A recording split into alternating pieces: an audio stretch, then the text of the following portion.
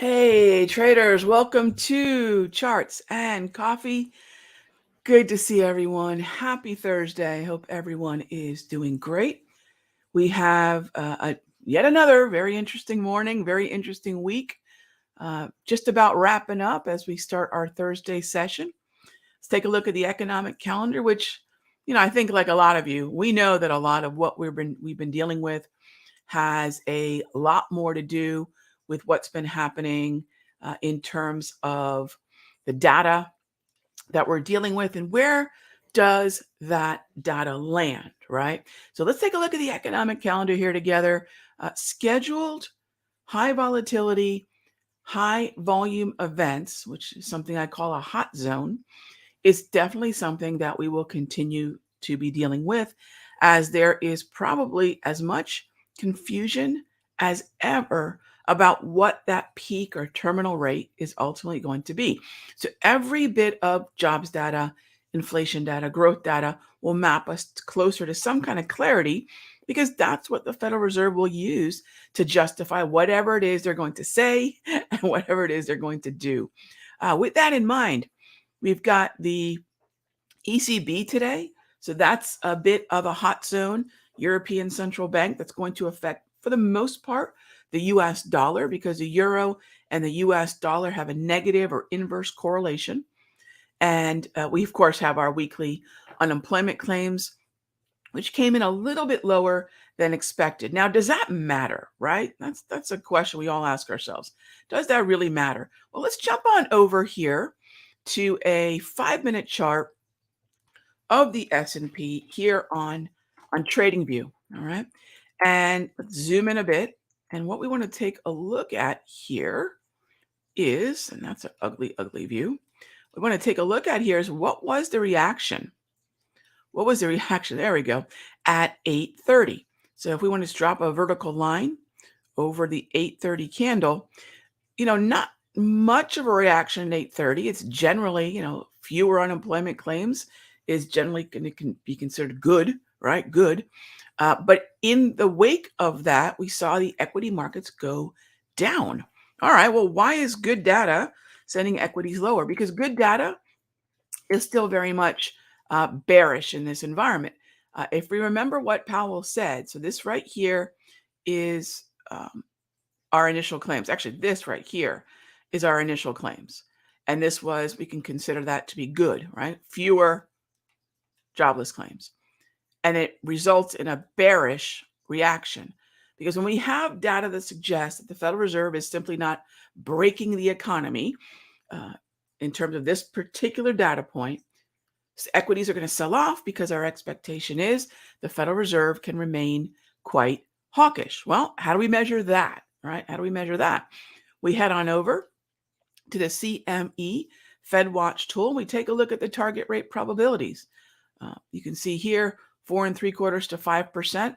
We are quickly in the date. We are 1 week now removed from the Silicon Valley Bank narrative. 1 week later, as the dust settles, the panic is certainly not gone, but it's far less. Now that we're 1 week removed, we can see the overreaction to the Federal Reserve cannot possibly hike rates to, all right, we're going to start to align to the more reasonable, maybe 4.5% to 4.75%, to even 4.75% to 5%. Now, if you go back and look at, let's say, the last 6 months of expectation, we've probably spent the most amount of time expecting the Fed to hike to about 5%. That was, if we again look back at how much the Fed Fund futures have said, this is probably where we'll head off to. That's been the column that's been in play the most. Only what we had was last Tuesday, when the Federal Reserve said we might need to be more hawkish, we're going to raise quicker. We pushed way too much, collectively, to that 6% area, too much. Well, then SVB pushed us down to about 4.25% to 4.5%. Again, that pendulum swung wildly. Now we're finding that middle ground is pretty much what we've always thought, which is about 5%, 4.75% to 5%. maybe 4.5 to 4.75. Raghee, what does all that mean? That means that we're probably not going to see quite the higher highs in rates. We're only a week removed from SVB. I would not be surprised if we creep up to about 5 to 5.25. I would not be surprised at all. We've been there for the most part. And then we ask ourselves, is the Federal Reserve likely to cut sooner? And that is the narrative, right? Yes, it does look like 2023 is back on tap for potential cuts. Bottom line, gang, it is hard to be bearish. It is hard to be bearish in this environment if that's what the Federal Reserve is planning to do with rates. Because remember, the answer to everything really has been, economic slowdown, cut rates. Okay, we have an economic problem, cut rates, right? So that's kind of the way in which I've been looking at whether or not the Federal Reserve has been able to sort of, as they say, rearm the bazooka. Yeah, they have. Would they rather be at about 5%? For sure, because that gives them so many more rate cuts to offer as, well, let's face it, a Band-Aid, but it doesn't matter. That's opinion. They've got something they can do. All right. So with that being said, I didn't want to have too long a preamble before we get to the questions, but that's where we sit. I think the big narrative yesterday was crude and really dramatic action in crude, oil stocks, and crude oil itself. Any dramatic market move usually does merit, I think it's merited, to sort of take a breath and say, what is the likelihood for follow through? Right now, crude oil sits just below yesterday's close, but not below yesterday's low. The 1 hour chart of crude, which I would expect to see a transition in that trend first, is bouncing from the daily price movement range support, but we are still very much in a downtrend. So crude has a bit to go before they convince buyers that it's sort of safe to come in again. But I will say, yesterday, the drama of this move definitely went down and tested the lower end of our DPMR right in here. Okay, you can see that right in here. So we definitely tested that area. Staying above that would be ideal. Okay. All right. So that is what we've got right now. Let's dive into quick look at bonds heading higher. Quick look at the 6E, which is really to say quick look at the dollar, stable. That means if the euro sold off yesterday, the dollar rallied. The euro is stable right now, which means the dollar is going to also be stable, but slightly down, which is generally speaking good for those of us that are looking for higher highs or at least strength or support in equities. All right. With that being said, let's see. Oh, you know what I totally forgot to do? Yeah, I totally forgot to jump into our training room. Yeah, hang on one sec. Yeah, my bad. I've been doing a lot of sessions lately, and sometimes I forget where I'm supposed to be. So my apologies. Give me one moment here, gang. All right, let's see here. Okay, we're good. Let's jump in to see the good folks in the training room. We should be all set now with our audio and video. So, gang, let's jump into some questions. And there we go. And take a look at what we're dealing with in the wake of initial claims. Again, we have ECB, which has stabilized the US dollar in terms of yesterday's pre-ECB sell-off in the euro, which sent the US dollar higher. Bonds are moving higher. Crude oil seems to be, at least for now, stabilizing. So we'll see what Thursday brings after a lot of Wednesday drama. Drama has been, for sure, that what we've seen pretty much every day since the SVB narrative last Thursday. All right, let's get to it. First up, and again, if you have any questions in the training room, let me know. Type them on in. Symbols. Let's do it. All right, Glenn asks, can I discuss the arrows, V-score, VWAP on the S&P and the YM at 5 to 6 a.m. today? All right. So I'm presuming that's Eastern time. 5 to 6. So the question is, all of these? Sure. What are they telling us? If it portends anything for today? No, I would never look. So thanks for the question, Glenn.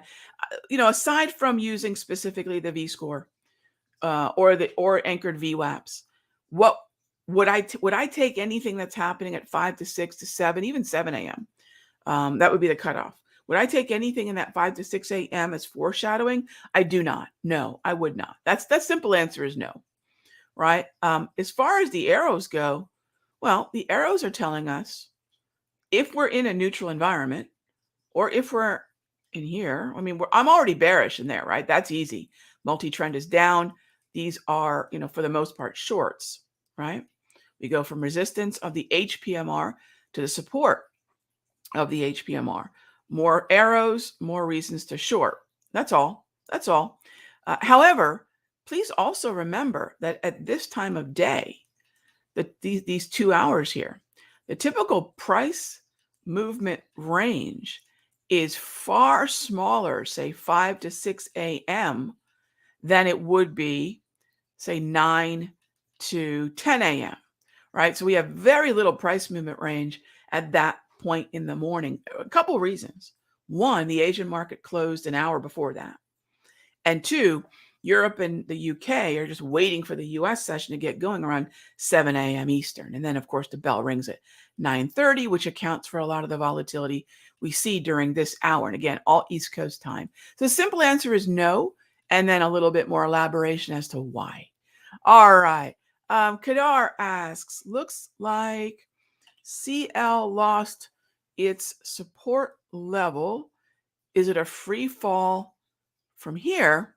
Where do I see another support? So I'm going to wake up every morning, as I have for over 30 years, and remind myself of one thing. And again, it's simply this. I don't know what's going to happen any day, right? A lot of folks can tell us what's going to happen in November.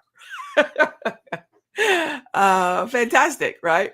I don't know what's going to happen today. And that's a very comfortable thing to say because I can't tell the future. That said, though, did it lose support?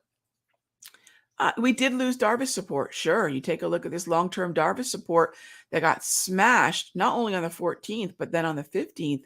I'm with you there, my friend. There are many kinds of support. We have price-based support like the Darvis 2.0.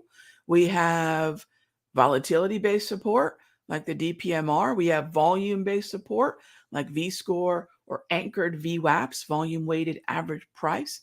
We did hit a volatility support level. And that's what I'll watch today to see if we can recover from that. I don't know if it's free fall from here. My presumption is, it doesn't matter because where I am right now, the only thing that I want to ask about, say, 67.21 is this a pitch over the plate that I can do something with? Is this particular 1 hour, 5 minute daily, what have you? Is this in a zone that I can control risk and have a high probability set up from? That's all I'm ever asking myself, right? Not what is going to happen, but from the level I'm at right now, is there a setup? Can I control risk?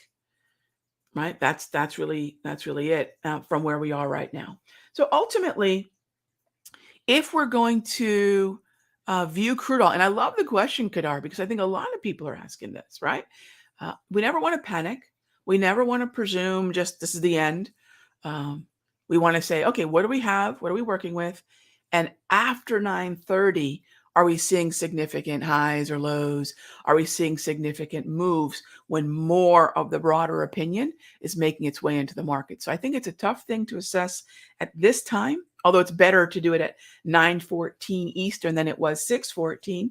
You're absolutely right. So the time does matter. And then let's see what kind of mood this market is in. How do I gauge the mood? Kadar, 2 levels. Are we able to stay above yesterday's low? And are we able to climb above yesterday's close? Okay, so thank you so much for that. All right, next up from our training room, Options Trader asks, can we take a look at Amazon? Sure. Got 3 good symbols there. Amazon, Apple, and Square. Yeah, sure. All right. Amazon. If I look at Amazon right now, options trader, we are inheriting a bullish trend on the 1 hour time frame. So that's going to be buy the dip. That's going to be surf the wave. That's going to be give me a mean reversion and I will get long calls. On the daily time frame, I'm not actually at a level, kind of going back to Kadar's question. I'm not actually at a level on the daily that I can do anything with. And I do not have a trend here. So this would still be very much overbought, oversold. And the last time we had that opportunity, look at the transition right there at the low level of the sector slow stow transition, right? And then what do we have here? Minor low, DPMR, right? So that's the last trade on the daily, if there even is one that we're looking at. I would like the 1 hour. And the 1 hour does something else, option trader. Back at the Simpler Trading YouTube channel, one of the things that I was wanting to adjust to in the rooms is a 1 to 3 day time horizon. If I'm looking at a 1 to 3 day time horizon, the natural adjustment would be when I look at my short-term swing time frames to use the 1 hour a little bit more than the daily. Let's get past the March 22 FOMC meeting. Let's see whatever it is Powell's going to say, especially this is the first time we're going to hear from him in this capacity around specifically rates after the SVB issue, narrative, whatever you want to call it. And so that next meeting is going to be very interesting since we've swung so wildly with those terminal rates, that peak target rate probability from the Fed. So let's keep those shorter term time frames, 1 hour, 1 to 3 day duration time horizon, right? Apple is potentially a short in terms of where we are. The slow stow is at the high, as you can see here. Momentum would be if we can make it down through the mid. Okay. Again, you can see what my slow stow is. Slow it way down. Use an exponential. Okay. You can do this almost on any platform. Mine looks different because I just like the color shifts in a single line.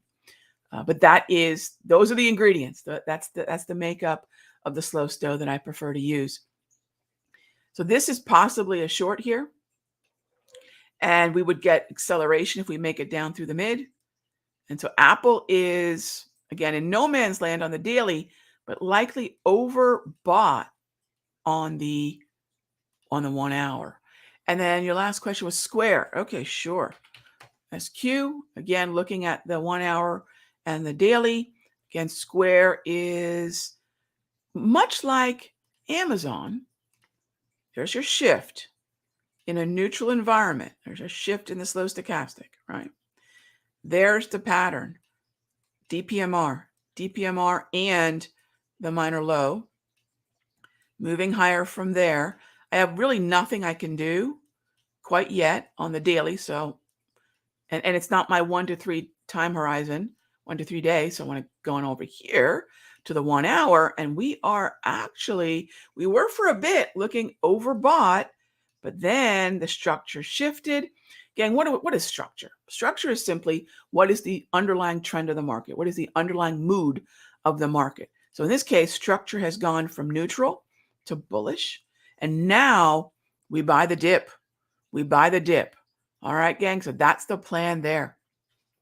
All right. So with all that being said, thank you so much, as always, for being a part of our caffeinate and dominate time. I will see you all tomorrow. Same time, same station. Until then, gang, be good to each other. And let's trade what we see, not what we think.